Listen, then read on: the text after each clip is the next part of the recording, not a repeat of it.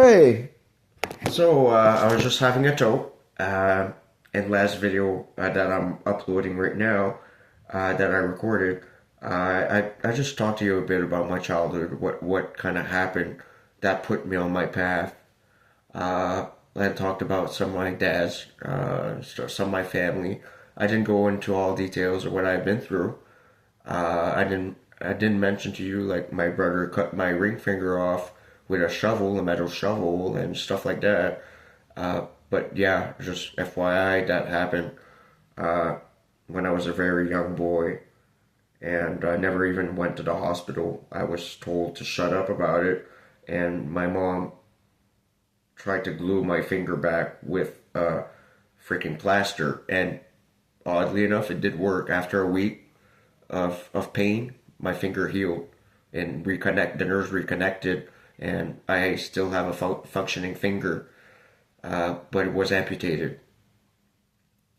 I was about 7 or 8 years old when this happened, when my brother cut my top ring finger off, and I will always remember that.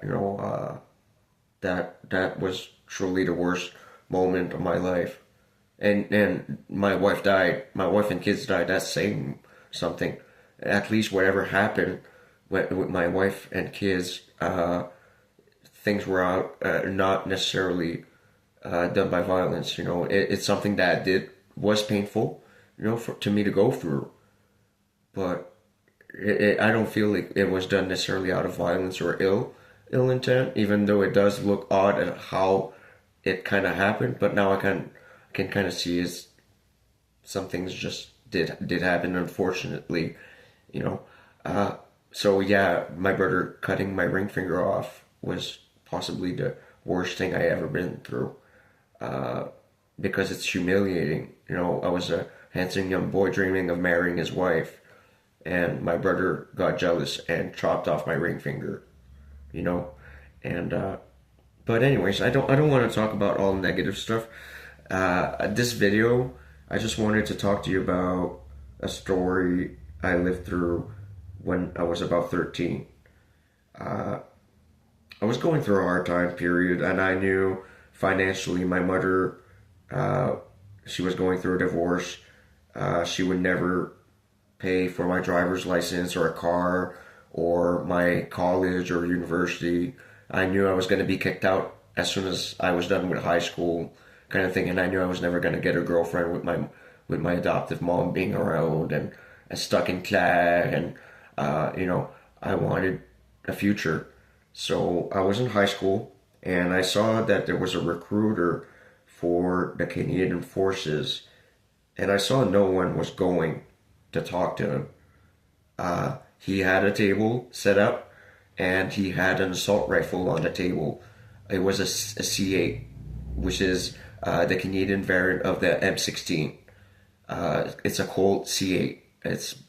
It's very similar to the M16, but it's a Canadian variant. It's made a little differently.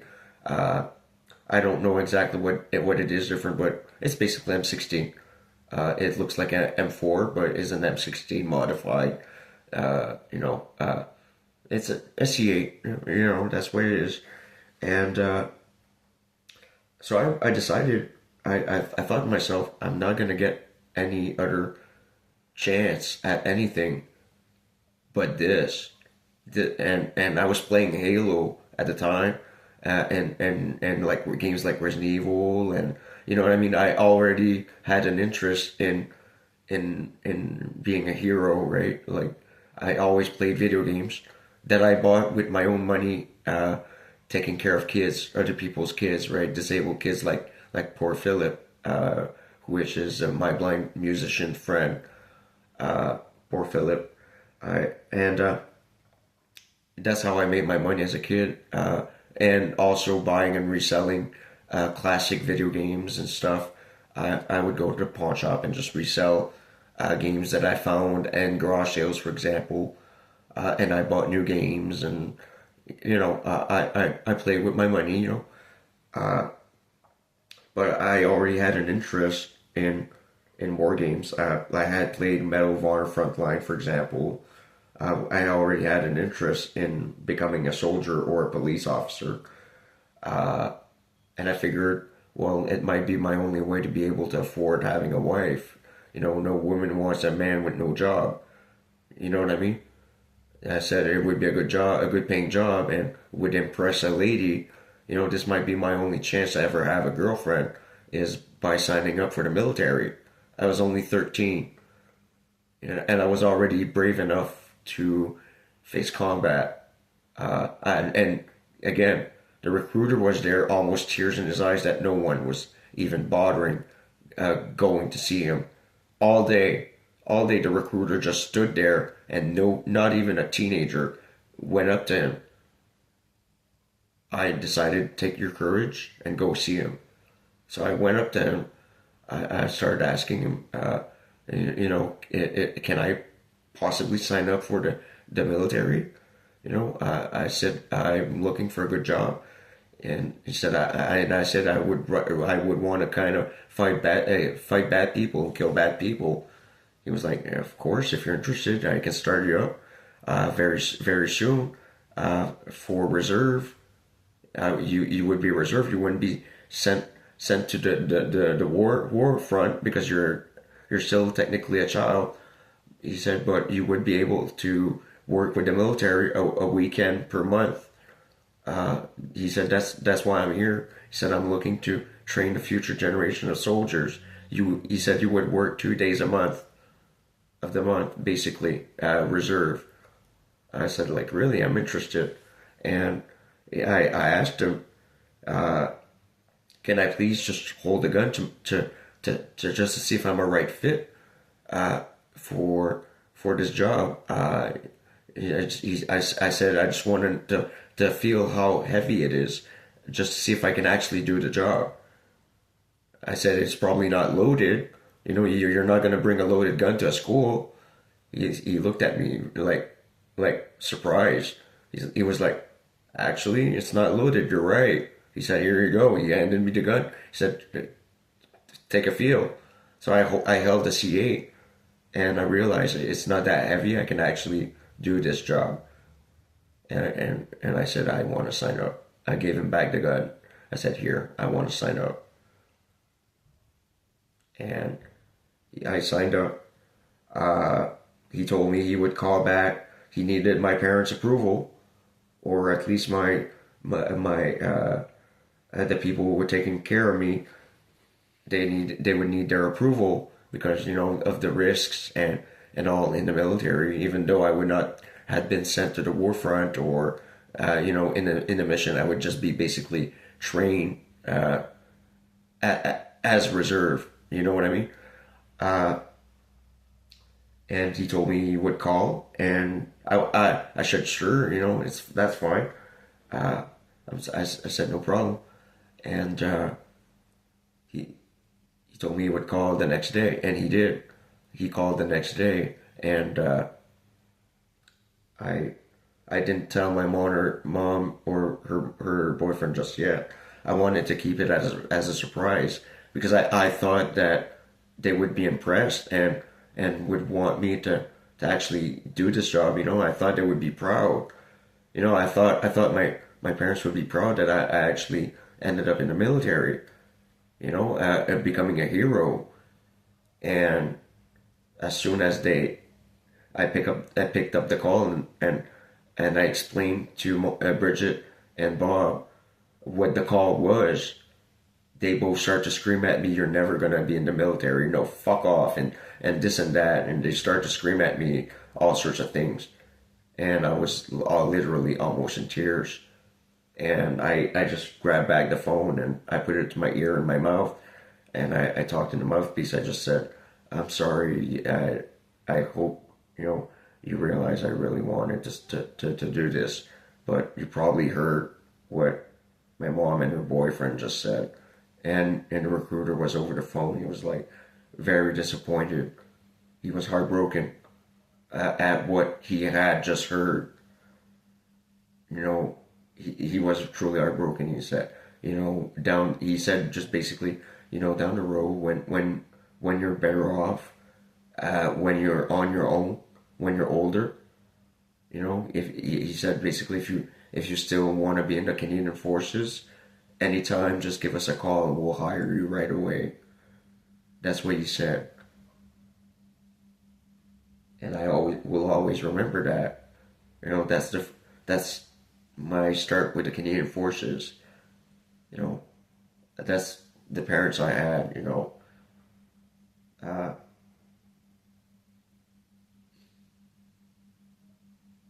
2 years, a year or two later, I was homeless or near homeless.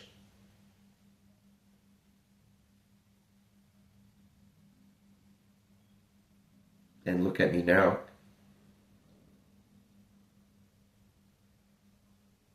I was abandoned 2 years later. While I could have had the best career ever, I could have had the best start in the military ever. All they would have had to do is drive me to Gagetown for 2 days a month on a weekend. Granted, it would have cost gas, yes, and I wouldn't have made up that much money, but I would have been a great start at a career, and I would have been getting the experience I needed, doing something cool, and being a hero, and honestly would have looked good for a girl. But again, 2 years down the road, I was homeless. And now I'm the top rank of the Canadian Forces. And the moral of this story, if you got a dream, don't ever give up on it, even if it takes time. Don't ever quit. Look at me now. I'm top rank of the military. I have a company that's worth over $40 trillion. I have many, many inventions under my belt. You know, my wife and kids may be deceased, but I'm about to reprint them. You know, using my own inventions. I'm Royal King of England, Emergency Prime Minister of Canada, and assisting the states in recovering their own situation. You know, serving as an emergency U.S. president, basically.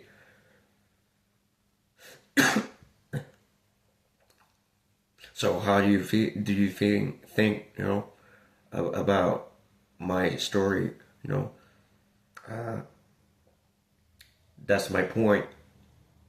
Anything you believe in, you can achieve, and never let someone stop you from achieving your dreams. You can do it. You can be what you want to be. You can have what you want to have. You can be with who you want to be with. You can have the job you want as a career. You can have a company. You can have anything you want if you actually don't ever give up and put the effort in. I may have lost a lot in my life. I went through a lot of hardships, but I've gained so much over the years that money cannot buy. All the friends I made, my family, my career, what all my hard work, you know, what I did achieve overall. I reprinted dinosaurs back to life, you know. All I did achieve, you know, I saved the planet. All I did achieve, I never quit on me. I always at least trusted that I was worthy of something, and I believed in my dreams. I have bad days, like everybody, but I always kind of turn the tides of war. You know what I mean? I always come back on my decision of quitting and giving it another shot. So even if you fail, give it another shot. You may actually succeed the second time. You know what I mean? When you fail, it's only a mistake.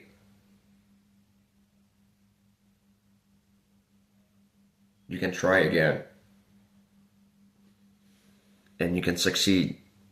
So never give up on your dreams and hopes and beliefs, because you will succeed in the end if you truly don't give up.